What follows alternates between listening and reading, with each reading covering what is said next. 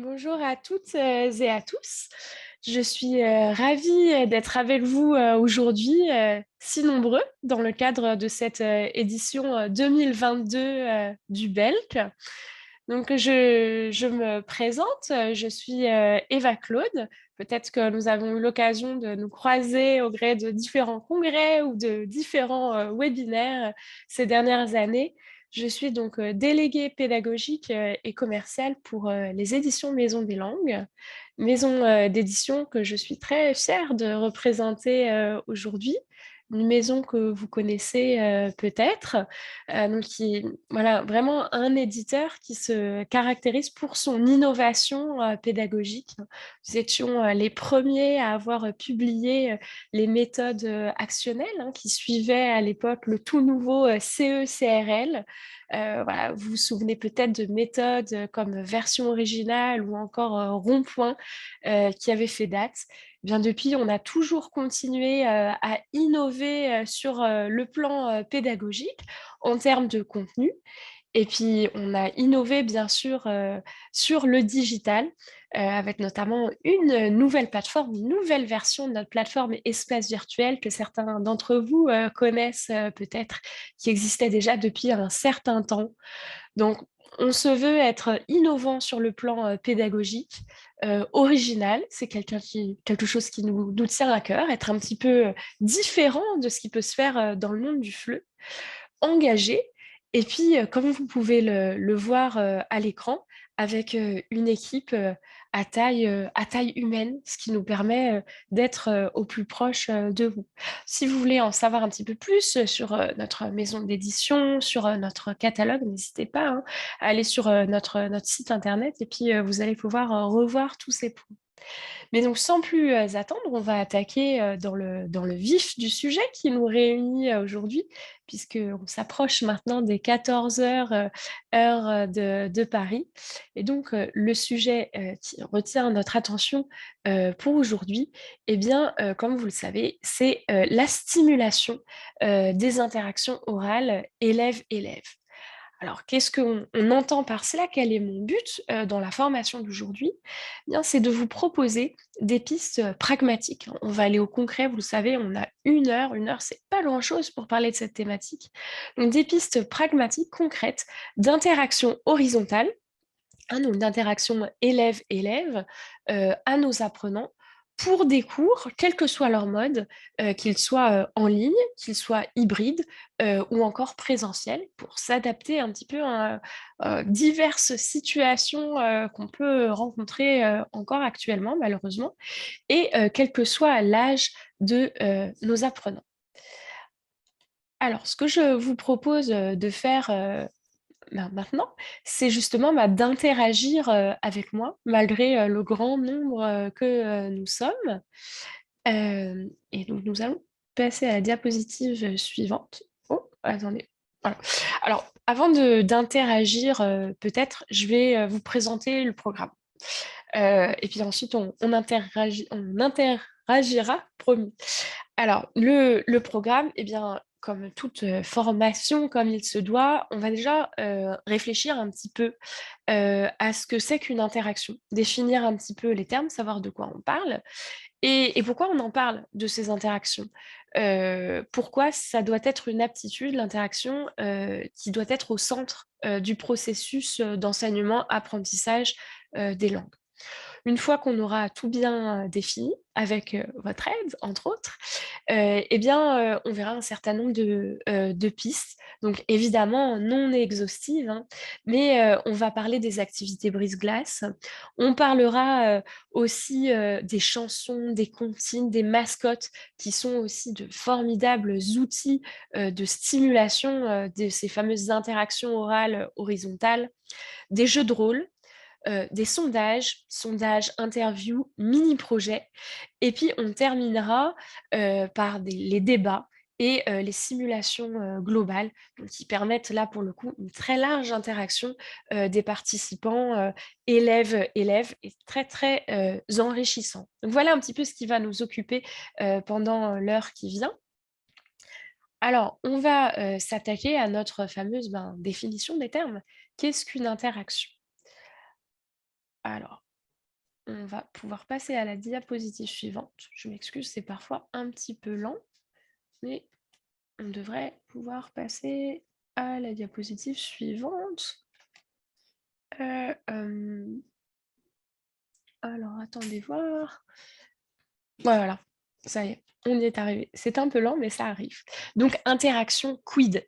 Alors, écoutez, moi, j'aimerais qu'on définisse ensemble l'interaction. Je vous dirai évidemment quels sont les fruits de mes recherches et ce que j'en pense.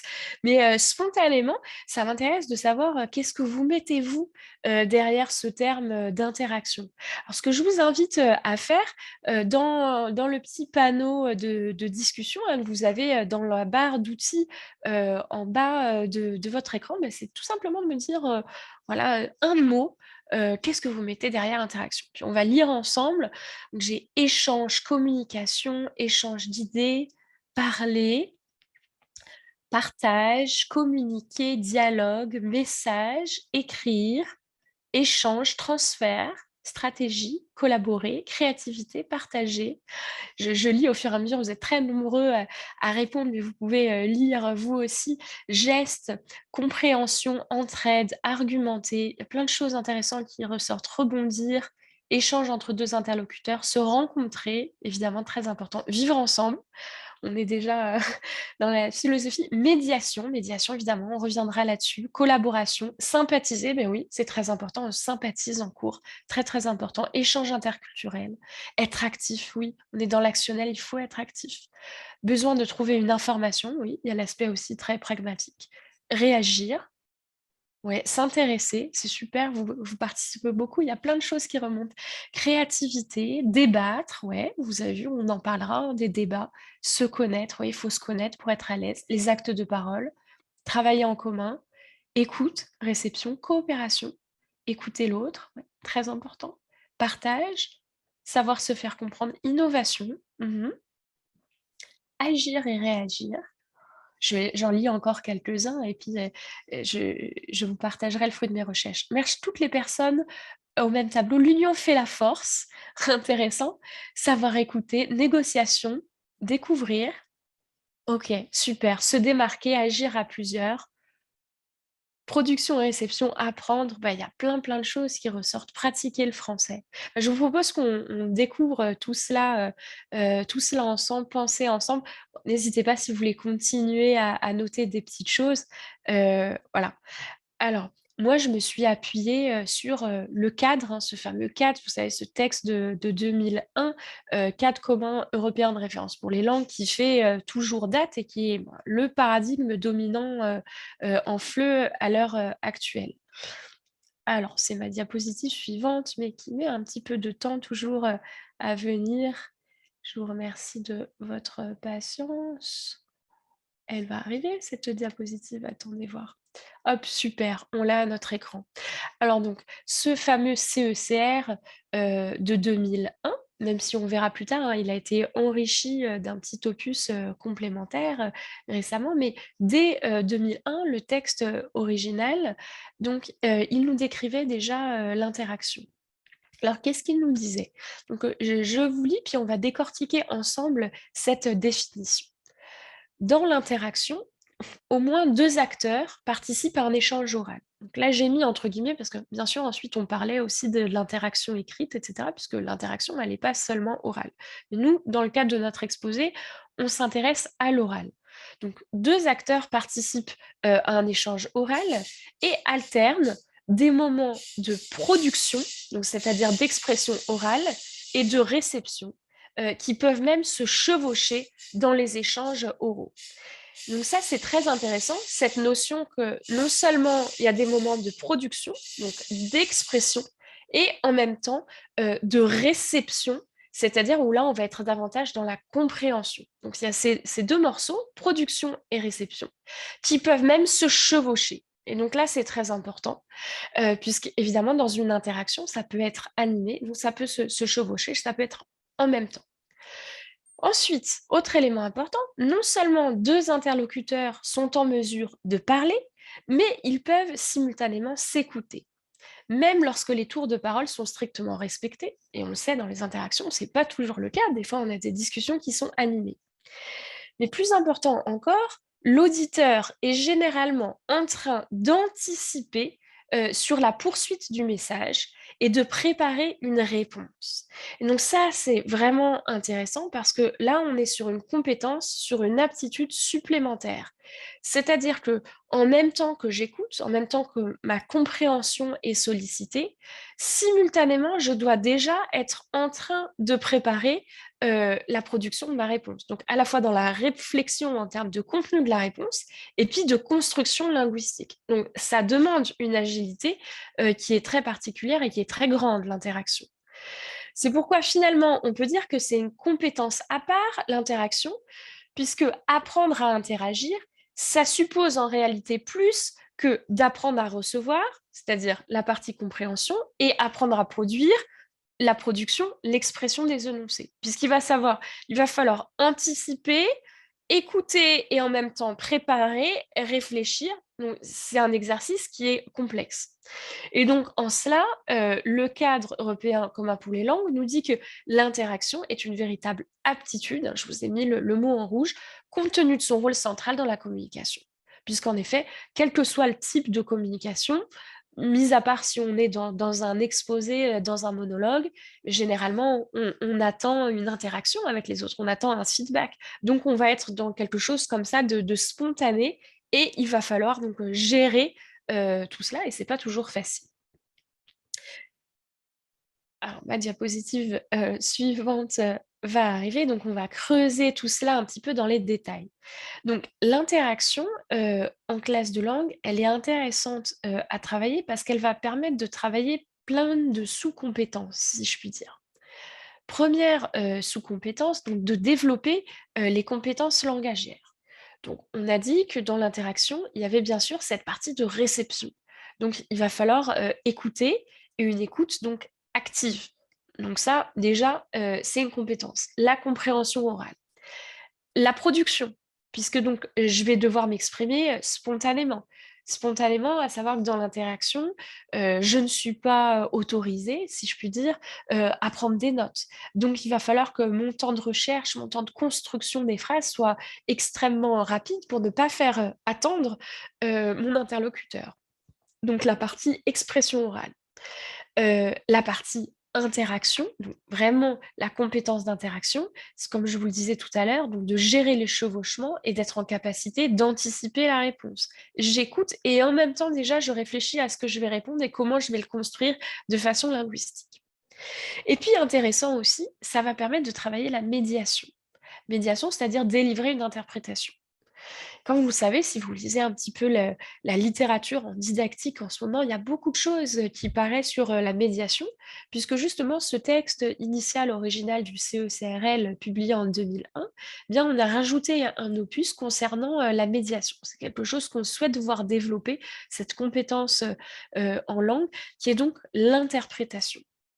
Et donc, ça me permet de venir à mon point suivant, qui est le fait de participer à développer le savoir-être en langue et culture étrangère. Tout un concept hein, derrière savoir-être, langue et culture étrangère. Bien, ça veut dire que dans l'interaction, il va y avoir aussi tout un tas d'éléments un petit peu tacites, si je puis dire, qui vont être les éléments paraverbaux et mimo-gestuels, donc en raison des variations d'une culture à l'autre, qui va nécessiter parfois une interprétation. Hein. Donc les éléments paraverbaux, ça va être eh bien du symbolique, hein, voilà, du second degré, des références culturelles, voilà, donc ça peut être des émissions télé, ça peut être des éléments de littérature, ça peut être des échos à des faits d'actualité de cette zone géographique. Et puis le mimo gestuel. Donc le mimo gestuel, ça veut dire ben, toute la gestuelle, tous les gestes qu'on peut faire, toutes les mimiques aussi. Et évidemment, selon les zones géographiques des apprenants, eh bien, ces gestes peuvent être différents, parfois même contraires. Et donc, ben, il est important de les connaître, de les maîtriser. Et donc ça va aussi entrer en ligne de compte dans l'interaction. Et puis enfin, bien, ça permet, d'impliquer l'apprenant en tant qu'acteur social, puisqu'il est plus tout seul dans son coin. L'apprenant, il est en lien avec d'autres et généralement, quand on apprend, une langue, bah, c'est évidemment pour être, en lien, avec d'autres. Alors, nous allons voir, maintenant les modalités, des interactions. On a défini un petit peu notre objet, les interactions et donc maintenant, bah, les modalités. Alors, bah, 2 grandes, modalités, le présentiel, le distanciel. Donc évidemment, les interactions, elles vont un petit peu être, de nature, différente, mais possibles évidemment dans les 2 cas et à encourager bien sûr. Donc, dans le domaine présentiel, au niveau de l'espace, c'est très important dans la salle de cours. On va essayer de privilégier autant que possible une organisation, de la salle en îlot, hein. Ce que j'appelle en îlot, c'est des petits groupes, hein, de 4, de 5, selon le nombre de personnes où vous êtes, dans la classe. Idéalement, une classe de langue, si on n'est pas plus de 15, c'est bien. Au-delà de 15, bon, il faut, ruser un petit peu avec des petites techniques pour faire en sorte qu'il y ait des interactions. Mais privilégier l'organisation de la salle, en îlot, donc en petits groupes, ça permet donc, ben, aux personnes de faire connaissance, d'être assis, voilà, autour d'un même îlot, d'échanger plus facilement, de voir les visages des uns et des autres. Ou bien, si ce n'est pas possible, l'organisation en îlot, au moins une organisation en U.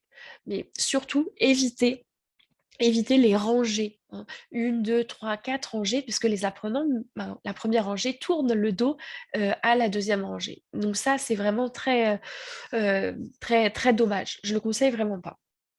Alors bien sûr, malheureusement, depuis la pandémie, il va falloir intégrer un certain nombre de nouvelles, contraintes, hein, dans les interactions. Même si voilà, selon les zones géographiques, la pandémie se termine ou redémarre, mais bon, voilà, on doit faire face aux masques, aux distances de sécurité. Mais malgré cela, on peut toujours trouver des ruses et donc intégrer, les interactions, dans la classe. Il ne faut pas que ça bloque. Je m'excuse. Alors sur, en distanciel, bah, vous pouvez avoir des craintes par rapport aux interactions. Mais j'ai envie de dire qu'en distanciel, c'est presque encore plus important les interactions, parce qu'il va y avoir rapidement un sentiment de solitude des apprenants qui va s'installer, un sentiment passif et ça vraiment c'est catastrophique pour l'enseignant et pour les apprenants parce qu'ils décrochent tout simplement. Alors en ligne, ben, vous avez tous utilisé, j'imagine, tout un tas de logiciels, de visioconférence, hein, que ça soit WebEx, que ça soit Zoom, que ça soit Google Meet. Et donc dans ces différents outils, on peut, souvent créer, des petits groupes. Donc les petits groupes, c'est bien, hein, ce qu'on appelle les break-up classrooms en bon français, le français de Zoom, n'est-ce pas? On peut justement, aller, d'une classe, à l'autre, si je puis dire, d'un petit groupe à l'autre et ça permet donc les échanges. Ça peut être aussi, via le chat et cetera, mais toujours, faire en sorte donc, que ces échanges soient, maintenus et notamment pour, lutter contre la perte d'attention. Et puis surtout aussi faire en sorte que les webcams des apprenants soient connectés.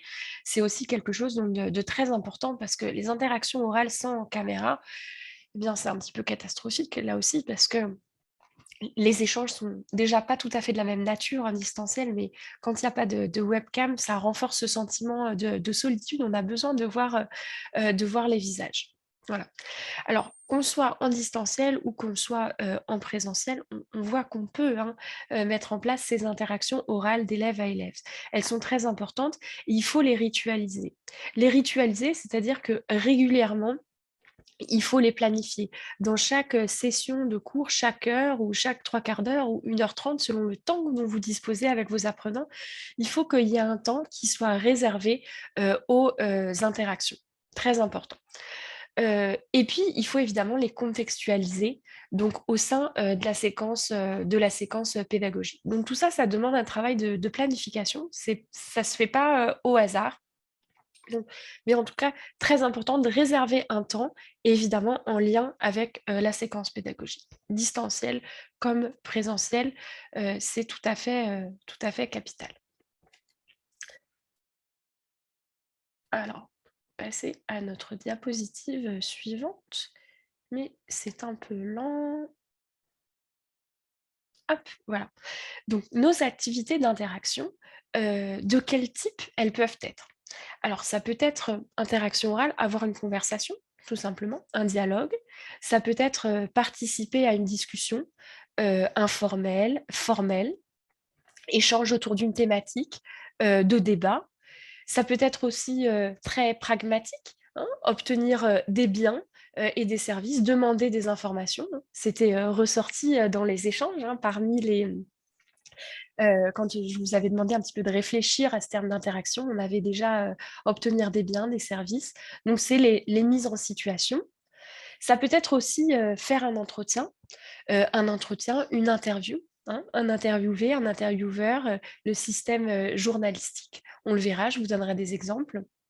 Et puis évidemment, c'est la coopération, donc ça peut être l'élaboration d'une tâche.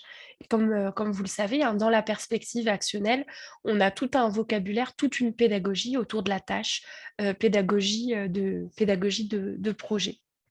Je vous renvoie évidemment à tout cela.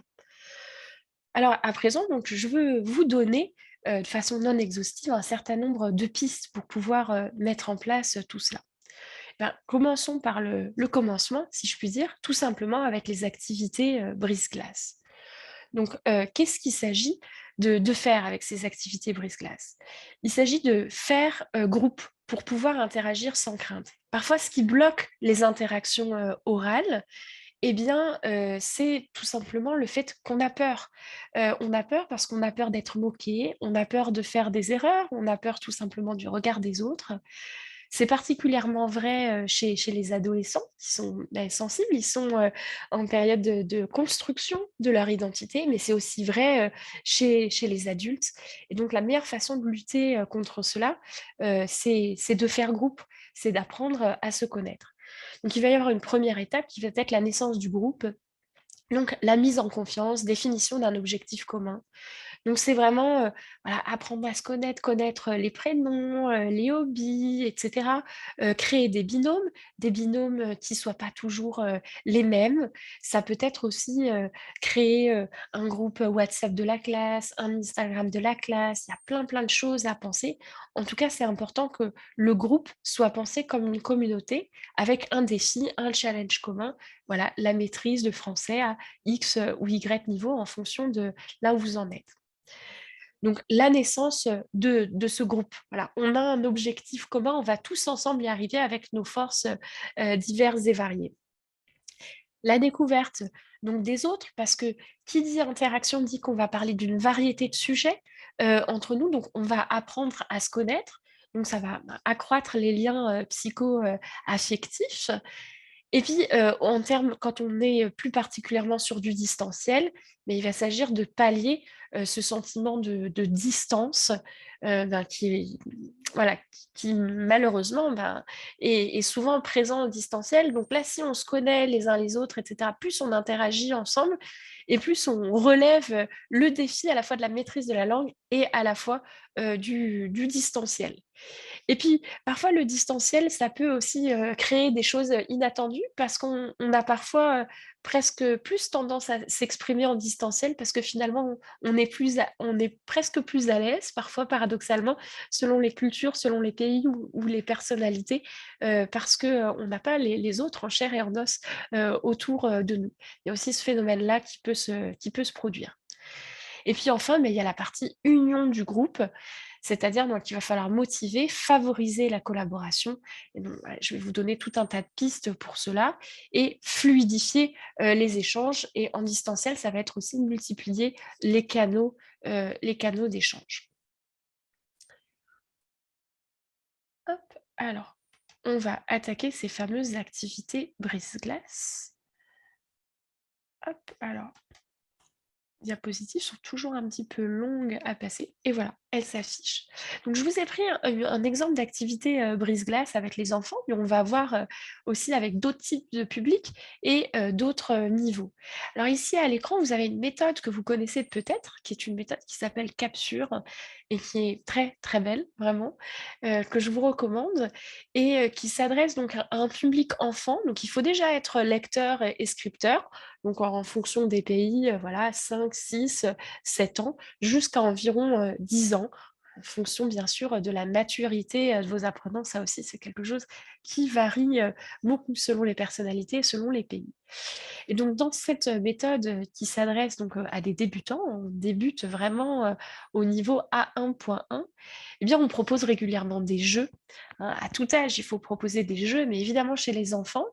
Et donc un des premiers jeux, d'une des premières unités, c'est le jeu du kiki. Donc le jeu du kiki, c'est justement apprendre à se présenter et à interagir justement avec les autres. Donc on va bien sûr avoir vu les pronoms personnels sujets, et puis les pronoms toniques, hein, vous savez, le toi, le moi, etc. Et donc, on imagine une classe en présentiel, on va bander les yeux d'un camarade, on va leur demander de former un cercle autour de lui, et puis le camarade va tourner, et le camarade qui a les yeux bandés touche quelqu'un, il va dire qui c'est. C'est Gaël? Non, moi c'est Yélise, etc. Et on va changer. Donc ça, c'est intéressant parce que ce genre d'activité, on se déplace dans la classe. On est en mouvement, on est actif, on est dans l'actionnel. On réutilise, on réemploie ce qu'on a vu de façon peut-être un petit peu plus formelle avant, donc ces fameux pronoms toniques et ces pronoms personnels sujets. Et surtout, bah, on commence à faire groupe, puisqu'on se connaît les uns les autres, on apprend à se connaître. Et donc, quand on se connaît, on se sent plus à l'aise. Ça, c'est une première idée d'activité toute basique, donc avec des enfants débutants. Alors, ça va prendre des formes un petit peu différentes avec les plus grands. Ma diapositive va s'afficher. Hop, alors, voilà. Avec les plus grands, un exemple avec Défi, qui est notre méthode adulte, grands adolescents et adultes, hein, c'est une méthode qu'on peut utiliser à partir de 16 ans. On va retrouver un petit peu le même genre d'activité. Donc, on va demander aux apprenants, cette fois-ci adultes, de marcher dans la classe. Donc, y compris hein, quand on a des cours parfois le soir, nos apprenants, ils sont parfois dans la vie professionnelle, etc. Un peu fatigués, et ben voilà, on va marcher, on va se déplacer dans la classe, pas le lieu pour s'endormir, la classe de FLE.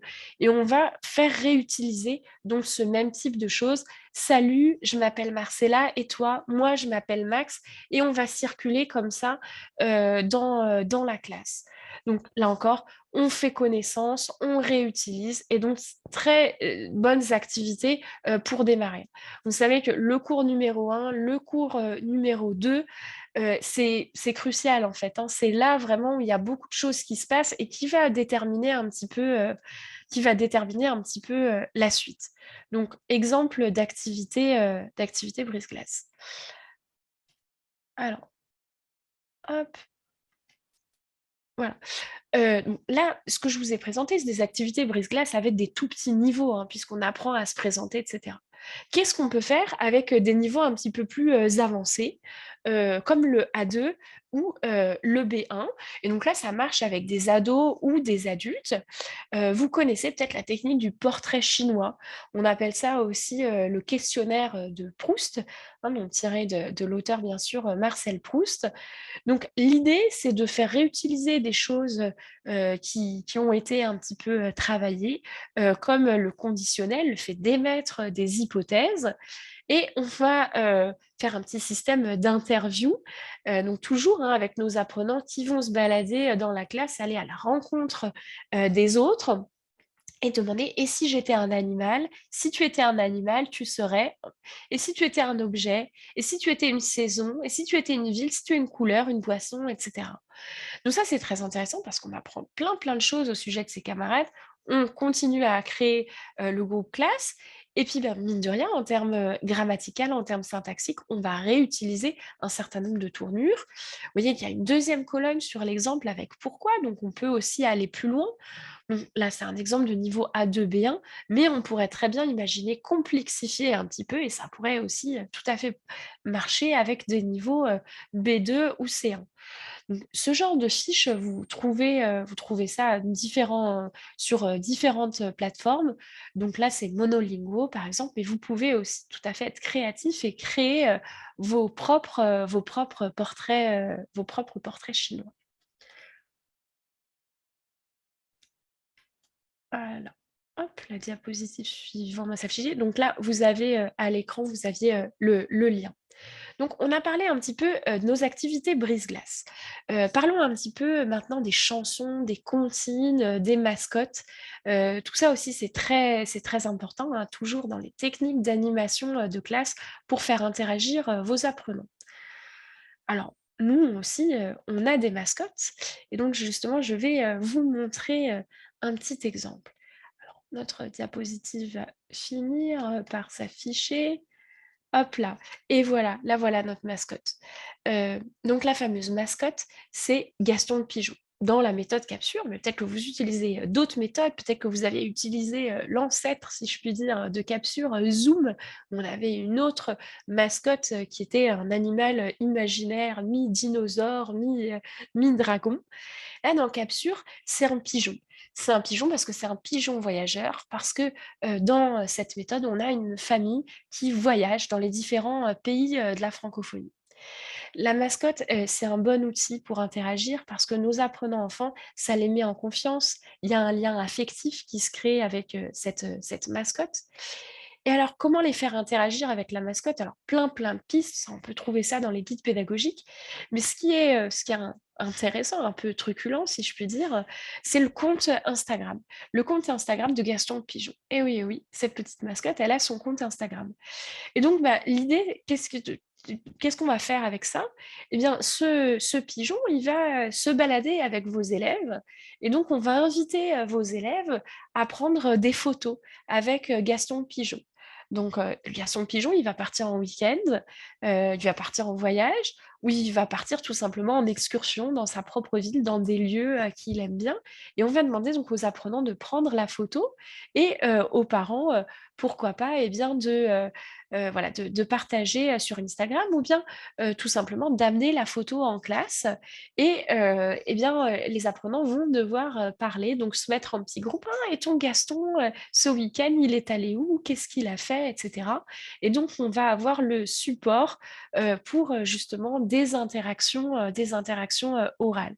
Donc les mascottes, les peluches, vous, même, voilà, selon la méthode que vous utilisez, vous pouvez avoir recours à une petite peluche, à quelque chose, c'est vraiment très intéressant. Ça permet de développer l'imagination et vos apprenants, ils ont envie de raconter leurs aventures. Alors, parfois pas toujours véridiques, ils ont parfois beaucoup d'imagination, mais en tout cas, l'important, c'est qu'ils parlent, qu'ils aient cette envie de communiquer à travers la mascotte. Alors, passer à notre diapositive suivante. Autre sujet d'interaction, ça va être, le karaoké. Donc le karaoké, ça c'est super chouette. Dans Capsure, on a toute une série, de vidéos, karaoké et je vous invite vraiment, à les utiliser. Je vais d'ailleurs je résiste pas à l'idée de vous passer un petit extrait. Vous allez voir que c'est une musique qui est vraiment, très, entraînante. Alors, je vous demande un petit instant et vous allez pas tarder à avoir le son.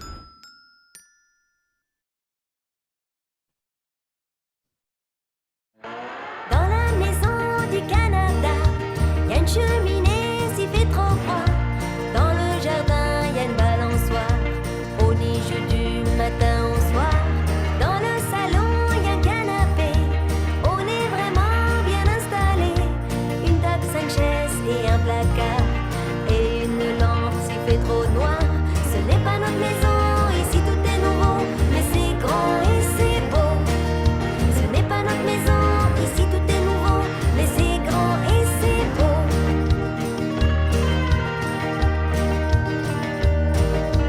Dans la maison du Canada, y a une cheminée s'il fait trop froid. Dans le jardin, y a une balançoire. On y joue du matin au soir. Dans le salon, y a un canapé. On est vraiment bien installé. Une table, 5 chaises et un placard. Et une lampe s'il fait trop noir. Ce n'est pas notre maison, ici tout est nouveau. Mais c'est grand et c'est beau. Ce n'est pas notre maison, ici tout est nouveau. Mais c'est grand et c'est beau.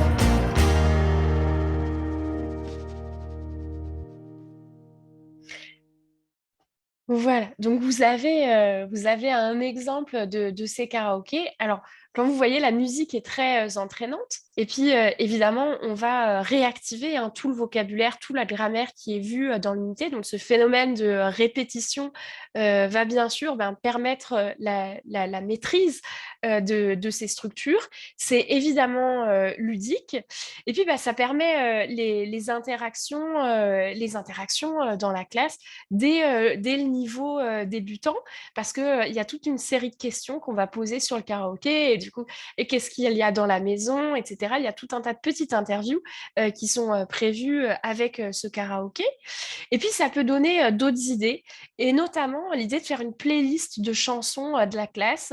Donc, chaque enfant peut venir amener une chanson, un dessin animé en français et venir en parler avec ses camarades. Donc, toujours voilà, en groupe, en binôme. C'est d'excellents déclencheurs. Et puis ça amène un petit peu voilà, de gaieté dans la classe. Là, encore une fois, c'est un exemple avec les enfants, mais on peut très bien le faire aussi avec des publics adultes. Et d'ailleurs, on a une collection qui s'appelle La France en chanson, qui est une très jolie aussi collection. Et puis vous-même sur Internet, vous avez tout un tas de chansons. Souvent, ça fait interagir parce qu'on a envie de dire pourquoi on aime la chanson, etc. Et toi, tu écoutes la chanson quand tu es triste, quand tu es gai, à quel moment? Il y a plein de choses, on peut imaginer des interviews. Donc ça, c'est excellent, un excellent support, la musique. Donc on a parlé de nos activités brise-glace, on a parlé donc du rôle de la musique, des comptines, des mascottes pour les plus petits. J'aimerais vous parler à présent des jeux de rôle. Alors, euh, les jeux de rôle, alors premièrement, le jeu de rôle, on va le distinguer de la scénette, parce que souvent voilà, dans la littérature, on voit aussi ce terme de scénette, donc de petites scènes.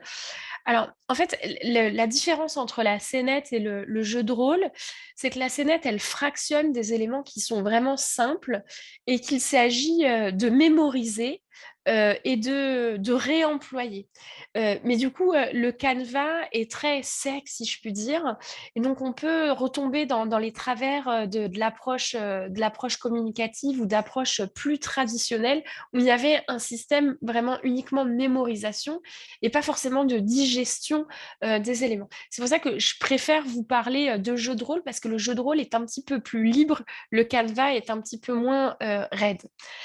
Donc, il s'agit de faire réemployer donc, les acquisitions suite aux exploitations des dialogues. C'est-à-dire qu'on va voir un certain nombre de dialogues dans la classe.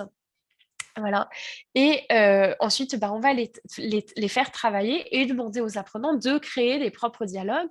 Bah, typiquement, ils vont pouvoir être à deux, à trois, selon le nombre de personnages. Et donc, on va inciter les interactions. Et puis, justement, le jeu de rôle, il va permettre d'individualiser un petit peu. C'est-à-dire qu'il faut fournir un cadre qui soit contraint, mais qu'il ne soit pas trop non plus, pour permettre la créativité s'exprimer et justement sortir des canevas trop secs. Donc, on va fournir des scénarios fonctionnels, hein, donc c'est notre rôle en tant qu'enseignant. Donc, typiquement, la situation, comme si on était au théâtre, un lieu, une action. On va définir des rôles, donc des profils de personnages, donc soit deux, soit plus, en fonction. Et puis donc des séquences d'actes qui sont à réaliser, donc nos fameux actes de parole. Voilà, certains l'avaient mentionné en tout début de la formation. Donc, il va y avoir un temps de préparation hein, sur le jeu de rôle. On est sur quelque chose qui est répété, on n'est pas encore dans le spontané. Et on va inviter donc nos apprenants à produire leur dialogue en groupe ou en binôme, et donc maintenir aussi une conformité des échanges par rapport à des éléments de la caractéristique de la situation donnée, donc du personnage incarné, du lieu, de l'action. Il faut que tout ça soit cohérent. Et puis, c'est un petit peu du théâtre, parce que apprendre une langue étrangère, c'est un petit peu jouer au théâtre. Hein. Donc, c'est-à-dire qu'il faut qu'il y ait un rythme qui soit incarné, qui soit vécu par l'apprenant, une intonation, hein, bien sûr, en fonction de la situation, des mimiques, des attitudes corporelles, etc. Donc, c'est un exercice qui est assez intéressant, puisqu'il est cadré, il y a le temps de préparation, donc on voit que c'est une étape préliminaire à quelque chose plus grand, comme une simulation globale, par exemple, dont on pourrait parler après. Mais en tout cas, c'est un excellent exercice justement pour stimuler ces interactions entre élèves. Et puis encore une fois, voilà, ça a fait appel à l'imaginaire, à la créativité, même si c'est évidemment un petit peu contraint. Donc, un excellent exercice que le jeu de rôle. Et sur notre plateforme Espace Virtuel, on a un petit peu des canevas, si vous voulez, que vous pouvez réutiliser.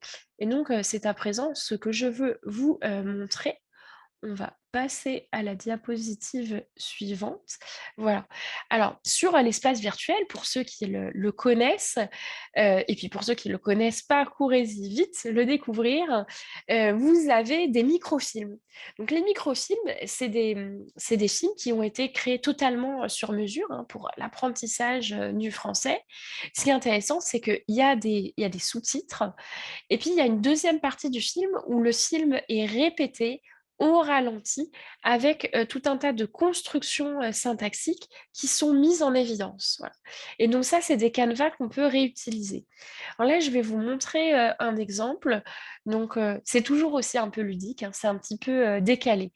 Alors, sans plus attendre, hein, je vais vous montrer ce que ça donne.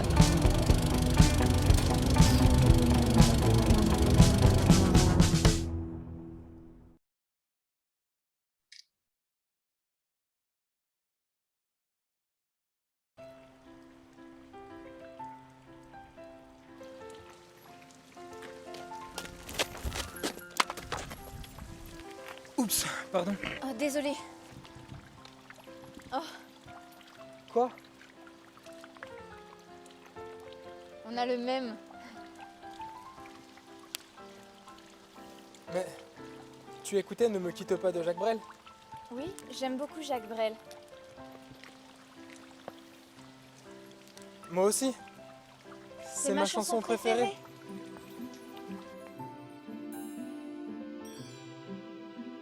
Et toi aussi? Tu aimes la salsa? Oui, j'adore. Et les sushis? Oui, j'aime beaucoup. Et faire la cuisine, tu aimes ça? Non, je n'aime pas du tout. Eh ben moi non plus. Et prendre le petit déjeuner le dimanche matin sur une terrasse ensoleillée? Oui, j'aime bien faire ça.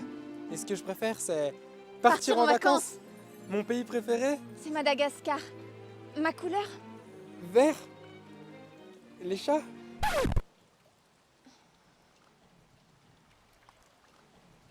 Les chiens? Bon, ben, salut. Salut.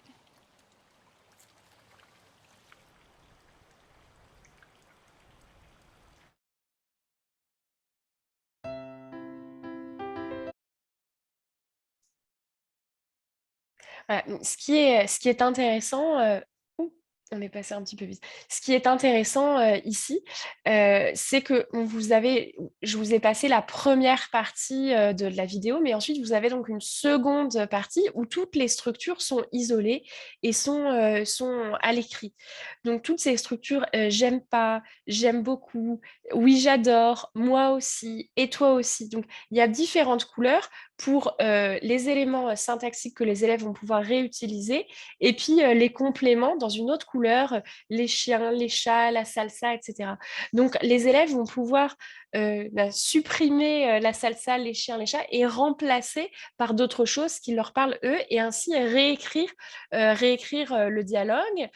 Évidemment, le travailler à l'oral. Donc, soit on passe par une phase écrite au préalable et puis ensuite on passe à l'oral, ou soit directement à l'oral, selon comment les apprenants se sentent à l'aise. Et on peut filmer la scène. Donc ça aussi, c'est intéressant hein, quand c'est possible, parce que parfois, il y a des réticences des élèves, mais c'est très intéressant de filmer ou d'enregistrer, parce qu'ensuite, on peut réécouter. Alors, c'est parfois un exercice un petit peu difficile hein, de se réécouter, mais c'est très intéressant parce qu'en termes de remédiation, on peut faire beaucoup, beaucoup de choses, et ça permet de se rendre compte de certaines choses qu'on peut corriger, que ce soit des petits tics, etc. Donc voilà. Et donc dans les microfilms, vous en avez plein, plein, plein. Et vraiment, voilà, c'est un très bel outil. Et il y en a un petit peu pour tous les niveaux. Donc là, je vous ai présenté quelque chose, comme vous l'aurez compris, de petit niveau. Mais vous avez aussi d'autres choses. Et c'est toujours accompagné d'une fiche de l'apprenant, d'une fiche de l'enseignant. Donc tous les jeux de rôle que vous pouvez faire à partir de là, même si c'est un petit peu évident, eh bien, vous avez des alternatives, des explications complémentaires à chaque fois. Donc, n'hésitez pas à aller voir cela. Donc, on a parlé de ces fameuses activités brise-glace, des chansons, des mascottes, des comptines. On a évoqué juste à l'instant les jeux de rôle. J'aimerais qu'on parle maintenant des questionnaires et des mini-projets. Alors, le questionnaire, selon moi, il y a beaucoup d'avantages. D'abord, le questionnaire, il est très facile à utiliser. Et puis, donc, il va stimuler une interaction féconde, hein, en fonction, bien sûr, il va bien falloir choisir les sujets, fondés sur le principe de questions-réponses. Donc, voilà, le principe est assez simple, c'est guidé, ça suscite toujours la curiosité envers l'autre, hein, et on en revient toujours à la même chose, créer ce désir de parler, envie de connaître l'autre, d'aller vers l'autre, hein. Quand on parle, c'est justement pour aller vers l'autre. Donc, et parler de soi et en langue cible, évidemment. Donc, les structures grammaticales et le vocabulaire sont répétés de manière systématique. Évidemment, ce qui favorise leur interaction, leur acquisition, le fait de répéter, répéter, puisque dans notre questionnaire, on va toujours avoir le même type de questions, c'est-à-dire avec les mêmes éléments syntaxiques. Donc, si mon questionnaire a 10 questions, ça va être l'occasion pour moi de répéter 10 fois les mêmes types de structures grammaticales. On va être là sur du travail en binôme, donc on va échanger, hein. L'intervieweur va devenir l'interviewé et vice-versa. Et il y a une grande liberté qui est laissée à l'apprenant dans le choix des réponses et dans leur justification, hein. Donc ça peut être du oui, non, pourquoi, il peut y avoir plusieurs choses. Et voilà. Donc ça, c'est aussi c'est un outil qui est vraiment intéressant. Alors, je vous ai mis un exemple à l'écran, mais il y en a plein, plein d'autres, hein. C'est comme le fameux portrait chinois qu'on peut décliner à l'infini.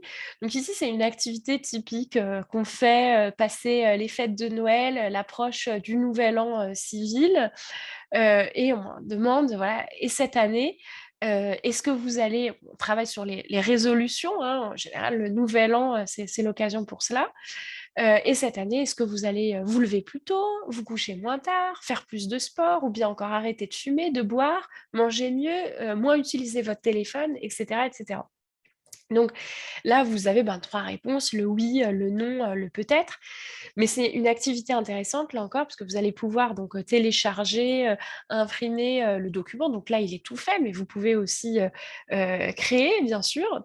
Et donc, chaque apprenant va se déplacer dans la classe, aller à la rencontre de ses camarades, on en revient toujours là, et donc poser ses questions. Et toujours, hein, 10 fois de suite, il va devoir essayer est-ce que vous allez, est-ce que, c'est pas toujours une tournure qui est facile, le est-ce que, et pourtant c'est une tournure qui est très utilisée. Donc voilà, ce phénomène de répétition, il y a du vocabulaire qui est brassé, et en même temps, on va connaître un petit peu mieux les camarades. Donc les questionnaires, c'est excellent. Et sur ce site, donc Duolingo, vous allez en trouver tout un tas. Donc je vous invite à aller regarder, c'est vraiment des supports intéressants. Donc, on a ce phénomène donc de questionnaire, et puis on a toute la dimension projet, hein. On a évoqué tout à l'heure la pédagogie de projet. Nous, dans pratiquement toutes nos méthodes, hein, quel que soit le niveau et quel que soit l'âge, on va proposer un projet final. Donc le projet final, c'est ce qui pu être, on a pu appeler ça la tâche finale, ou encore on appelle ça le défi dans notre méthode défi, mais c'est toujours le même principe, c'est-à-dire que c'est de réutiliser l'ensemble du champ lexical, du vocabulaire qui aura été brassé au travers de l'unité, l'ensemble des éléments syntaxiques, des éléments aussi culturels, et de mettre cela en forme au sein d'une activité qui se veut créative et qui doit se faire en binôme ou en groupe. Donc ça va permettre, là encore, eh bien, à nos apprenants d'échanger entre eux, puisqu'ils vont devoir se mettre d'accord sur un certain nombre de choses, et puis ensuite donc présenter à la classe ou présenter à un autre groupe. Donc, je vous ai mis un exemple ici, un exemple pour les adolescents, hein, avec notre collection à la une, donc niveau 1. Ici, le projet final, ça va être de créer, un programme d'activité. Donc vous allez proposer un programme d'activité de 2 jours dans votre région. Donc on nous dit, dans notre consigne, par groupe, listez des activités à faire dans votre région ou dans votre ville. Des activités culturelles, des activités nature, sport, famille, et cetera. Donc on va décider du programme, quelles activités, quand, et cetera. Donc évidemment, bah, les apprenants, ils vont devoir interagir entre eux, se mettre d'accord, et cetera, et on va bien veiller à ce que tous les échanges, évidemment, soient faits en langue cible et puis ça va donner lieu à une petite présentation. Donc ces projets, vraiment, c'est intéressant. Ça vaut le coup d'y passer du temps. Souvent, c'est un petit peu, chronophage, mais vraiment et puis c'est comme une espèce d'évaluation, formative, si vous voulez, parce que si, les apprenants réussissent le projet final, ça veut dire que tout ce qui a été vu, dans l'unité a plutôt été, bien, digéré. Alors ici, je vous avais mis un deuxième exemple de projet final, toujours issu de cette méthode, le collège idéal, hein, puisqu'on va s'adresser à des collégiens. Et donc là aussi, par petits groupes, on va demander aux apprenants d'aller décider comment est votre collège idéal, donc de penser à un nom, à l'emploi du temps, les installations, les professeurs, les activités extrascolaires, et cetera. Donc là aussi, bah, ils vont échanger, là-dessus, présenter en groupe, et cetera. Donc évidemment, c'est très vivant, on est en plein cœur de la pédagogie de projet et puis, ben, tout ça, mine de rien, se fait évidemment en langue cible. Donc voilà, ces projets, vraiment importants d'y passer du temps et puis c'est ludique donc évidemment, ça amène aussi du plaisir, dans la classe. Autre possibilité, donc là, on complexifie un petit peu les choses, hein, au fur et à mesure. On va parler donc des débats et de la simulation, globale. Alors, pour, les débats, moi je trouve que c'est quelque chose qui est très important, hein, qu'on échange, dans la classe et je trouve que les supports, d'actualité, les articles de presse eh bien, c'est un très bon médium. Sur, l'espace virtuel, vous avez, une petite icône qui est dédiée justement à faire entrer l'actualité dans la classe. Puisque évidemment, je vous recommande d'utiliser des méthodes qui sont relativement récentes, hein. Au-delà de 5 ans, une méthode commence à dater, un petit peu et donc on risque de parler de choses qui sont, plus trop d'actualité ou qui parlent plus trop à nos apprenants, donc on risque de tomber sur quelque chose qui est moins attractif. Mais évidemment, nous, en tant qu'éditeurs, on ne peut pas non plus publier, des méthodes, chaque année ou chaque 6 mois, et on ne peut pas couvrir, ben, aussi rapidement, l'actualité. Donc on a trouvé cette petite astuce de vous publier des articles de presse, francophones. Je dis francophones puisque c'est des articles de différents, pays, hein. Donc des articles du Canada, de Suisse, de France, de pays du Maghreb, du Liban, francophone, avec l'Orient le jour, enfin tout un tas de titres de presse avec lesquels nous collaborons. Donc, ces articles de presse, ils sont vraiment sur, différentes thématiques, hein, différents sujets. C'est-à-dire qu'on a des sujets de type, sociétaux, on a des sujets, liés aux mœurs, on a des sujets liés, à l'environnement, des sujets plus politiques, des sujets, sportifs, des sujets presque philosophiques, si je puis dire. Donc tout le monde, y trouve un petit peu son compte et vous, bah, en tant qu'enseignant, vous connaissez vos apprenants, donc vous savez, quels sont les sujets, sur lesquels ils vont avoir des choses à dire, qui vont les faire réagir et cetera.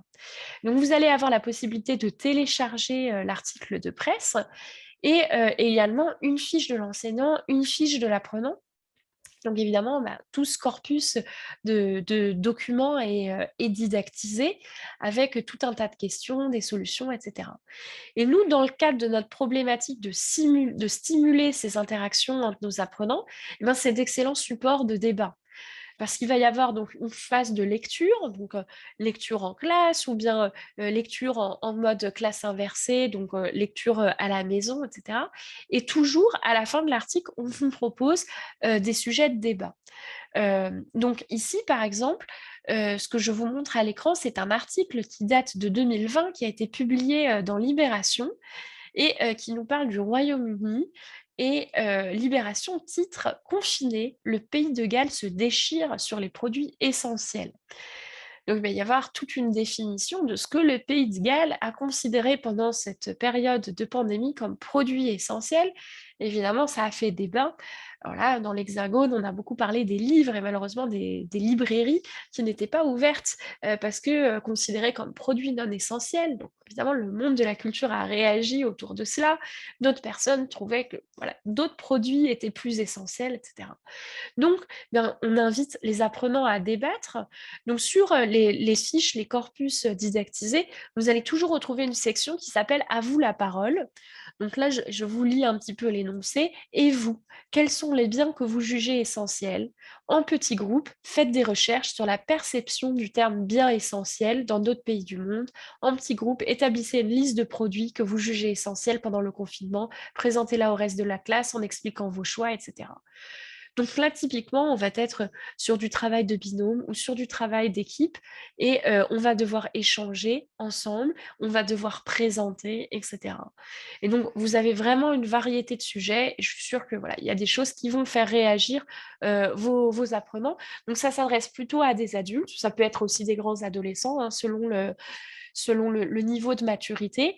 Et ces articles de presse sont organisés non seulement par thématique, mais également par niveau du CECR. Donc, évidemment, très peu de niveau A1, hein, on se doute, mais vous avez du A2, du B1, du B2. Et puis, on espère qu'on aura aussi prochainement des articles de niveau, des niveaux C1. Alors, nous allons passer à la diapositive suivante, qui va s'afficher dans quelques secondes.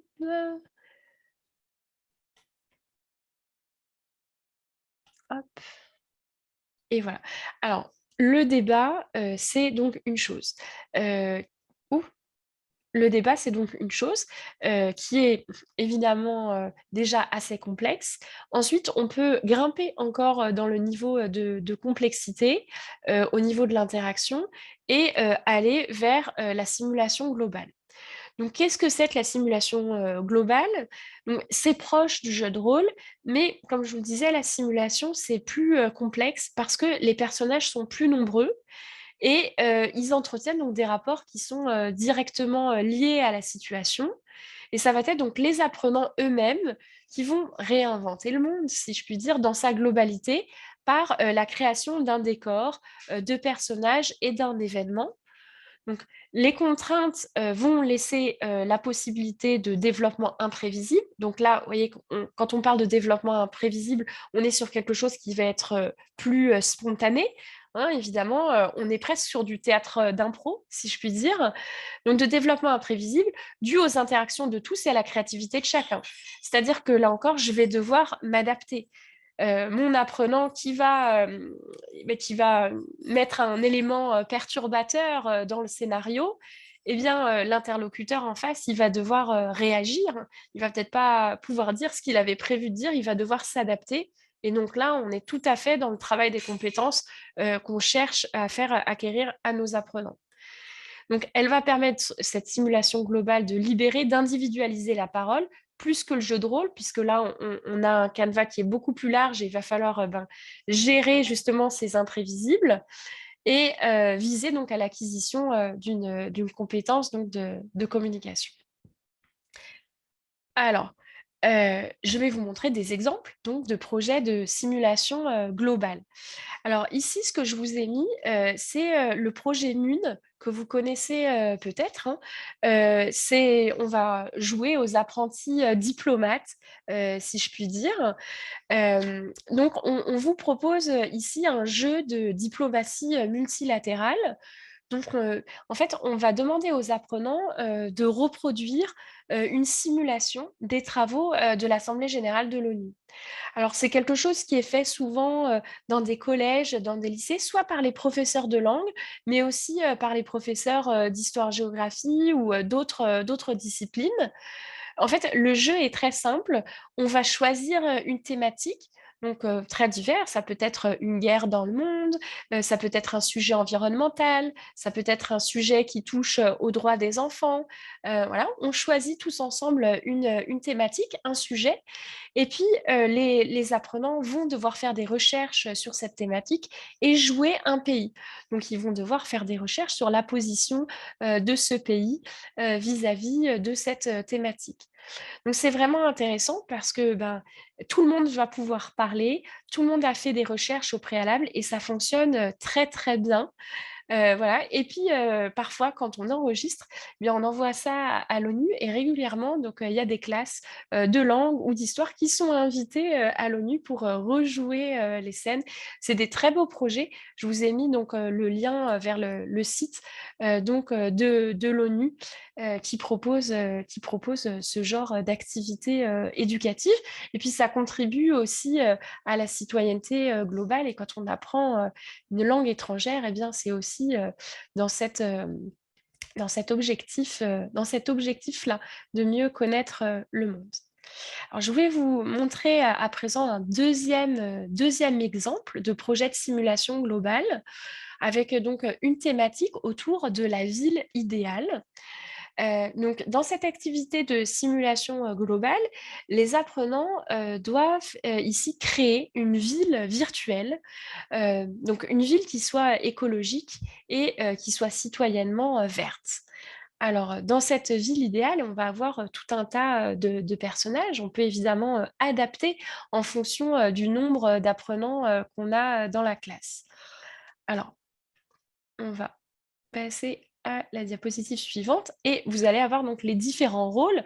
Donc, encore une fois, sont des exemples, hein, donc des identités fictives que vont pouvoir revêtir vos apprenants. Donc, dans ce projet de construction de ville idéale, vous allez par exemple avoir un ingénieur, puisqu'il va falloir créer des bâtiments soucieux de l'environnement, l'homme d'affaires qui va être peu soucieux de l'environnement, le militant d'une ONG, l'enseignant, le scientifique, le maire, l'avocat, le policier. Enfin, on peut imaginer tout un tas de rôles.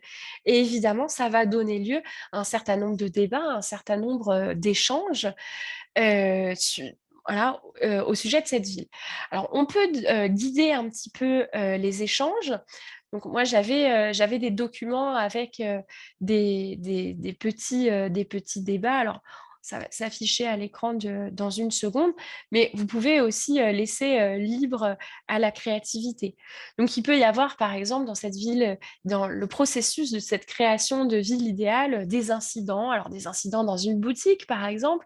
On imagine une citoyenne qui aimerait acheter un manteau de fourrure en lapin. Voilà. Ça va créer des indignations. Alors, le militant de l'ONG, l'avocat pour l'environnement, etc. Tous vont réagir et en même temps l'homme d'affaires, etc. Donc tout ça, ça va donner lieu à des scènes qui doivent donc être spontanées, hein. Dans la simulation globale, il n'y a pas d'activité, il y a des activités de recherche, mais on ne s'appuie pas sur un document qui soit écrit.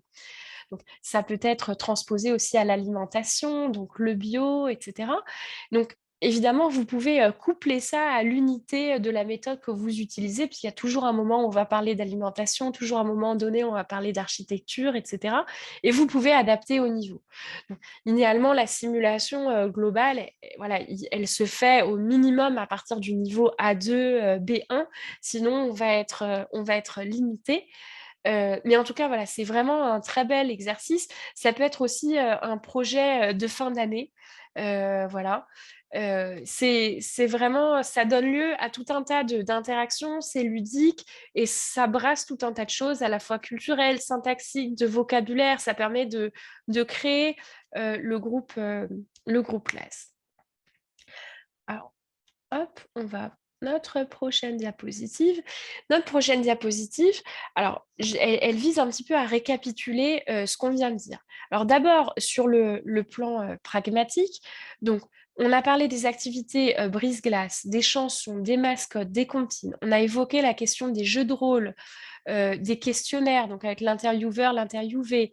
On a parlé de la pédagogie de projet, de l'importance de ces projets finaux, de la question du débat, des simulations globales. Non, au-delà de toutes ces pistes pragmatiques pour justement stimuler ces interactions horizontales, ce qu'il faut retenir, c'est que la maîtrise de la production, donc la maîtrise de la production orale dans notre cas, c'est le résultat d'une pratique. Des apprenants qui sont silencieux, qui sont muets, ça va être compliqué. Donc, pour cela, qu'est-ce qu'on va faire? On va unir vos groupes pour créer de la confiance. Donc, encore, ça va passer par le brise-glace, par la playlist de la classe, par le groupe WhatsApp, etc. Mettre en confiance. Ritualiser les interactions. Comme on l'a vu, c'est une compétence qui est clé. C'est écouter, c'est produire, mais c'est aussi gérer la spontanéité, gérer les imprévus, gérer les chevauchements. En même temps que j'écoute, je réfléchis à ce que je veux dire, etc. C'est une tâche qui est très complexe et donc il faut la travailler, il faut la travailler. Et donc pour ça, il faut que dans cette séquence pédagogique, il y ait un temps qui soit réservé à ces interactions. C'est aussi adapter les interactions au format, donc qu'elles soient présentielles ou distancielles, on a évoqué cela. C'est intégrer pleinement ces interactions dans les séquences pédagogiques en fonction des thématiques et favoriser le désir d'échange. Parce que tout commence par là, par l'envie de s'exprimer, le besoin de s'exprimer. On a envie d'échanger avec l'autre, on a envie de lui communiquer des choses. Et donc, si les sujets sont attractifs, l'apprenant, il va avoir envie de creuser, de réfléchir à quels outils linguistiques il va pouvoir mettre en place. Voilà, et bien écoutez, je crois qu'on arrive à peu près à la fin de l'heure qui nous était impartie, puisqu'il est 15h02 en heure de Paris. Alors j'espère vous avoir donné des idées, des pistes justement pour stimuler ces interactions qui sont si importantes. Alors, malheureusement, vu que le temps est écoulé et vu qu'on est très très nombreux, hein, puisque vous êtes 283, plus de 283 personnes à nous avoir suivis, je ne peux pas prendre les questions. Néanmoins, vous avez sur cette diapositive finale l'ensemble de nos réseaux sociaux et puis vous avez mon adresse email, e comme eva.claude@emdl.fr. Donc, si vous avez la moindre question concernant ce qui vient d'être dit, si vous souhaitez voilà, approfondir, donner des feedbacks, surtout, n'hésitez pas. N'hésitez pas également à visiter notre site internet qui s'affiche sur vos écrans pour découvrir notre catalogue, pour découvrir toutes nos offres de formation, hein, puisque c'est pas seulement lors du BELC, mais vraiment toute l'année, on fait tout un tas d'actions de formation, que ce soit en présentiel, puisqu'on a la chance de pouvoir venir de plus en plus à votre rencontre, et également à distance, bien sûr. Alors, je vous dis au plaisir d'avoir l'occasion de vous recroiser sur les réseaux, en visioconférence ou encore mieux en présentiel. Nous restons en contact. Merci à toutes et à tous pour votre écoute et votre participation active à travers le chat. Un grand merci.